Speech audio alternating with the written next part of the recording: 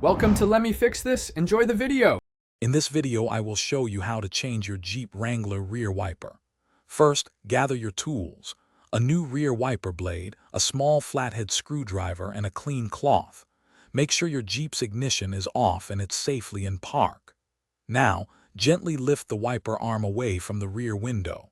It should click and lock into an upright position, making it easier to work with. This simple preparation ensures a smooth replacement process.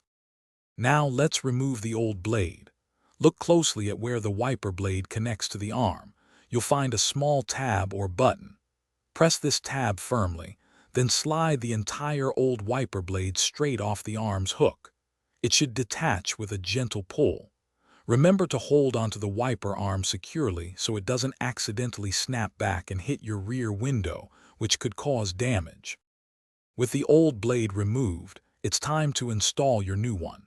Take your new wiper blade and align its connector with the hook on the wiper arm. Carefully slide the new blade onto the arm until you hear a distinct click, indicating it's securely locked.